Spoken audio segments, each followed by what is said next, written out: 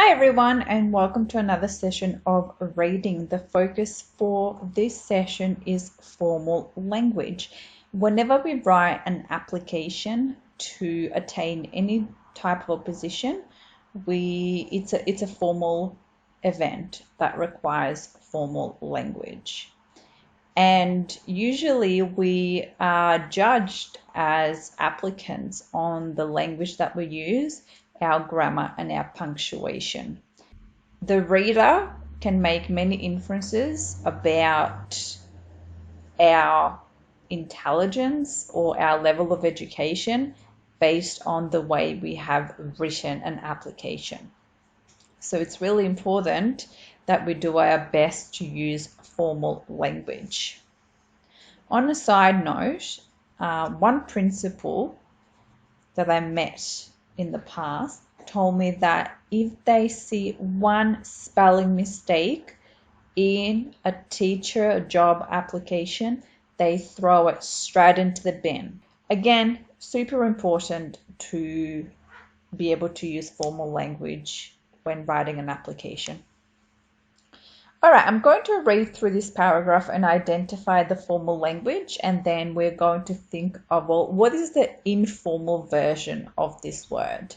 That is really important to be able to identify, which is how you're going to pick up the informal language in your own applications to then be able to turn it into formal language. I have also had experience as both a leader and a public speaker. I have given speeches at assembly and even outside school many times. I have learned that you need the skills of confidence, motivation, and honesty in the presentation. These help create an engaging speech. One of the times I have demonstrated these qualities is when I was principal for a day. At assembly, I gave a brief introduction to class money. Everyone was so moved by the comments I made. Some teachers even thought about starting this concept in their own classrooms. I have also participated voluntarily in many other out-of-school hours activities, such as debating, which improved my public speaking skills immensely, along with the skill to be able to think on the spot and improvise based on someone's speech or question.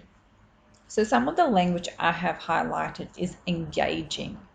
If I was to have a conversation with someone and I was 11 years old, I probably wouldn't use the word engaging. I might use the word interesting. So I think interesting is an informal version of the word engaging. Then we have demonstrated. Again, in a informal conversation, I probably would use the word show instead of demonstrated. Then we have brief. I gave a brief introduction, so it was a short introduction. And some teachers even thought about starting this concept in their classroom. So the informal version of concept is ideas. Okay, so what you're going to be doing is you're going to be reading through an application yourself, and you're going to have a go at doing exactly the same thing. Identifying words that doesn't sound like that. Identify words that don't sound like words you would use in a casual conversation, and think of the informal version of those words. Have a go at exercising your brain to think of these yourself at first.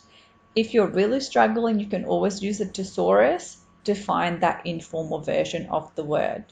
It's really important that you present your learning in a table, because when it comes to writing your own application, you can then use the formal language you have identified into your own writing.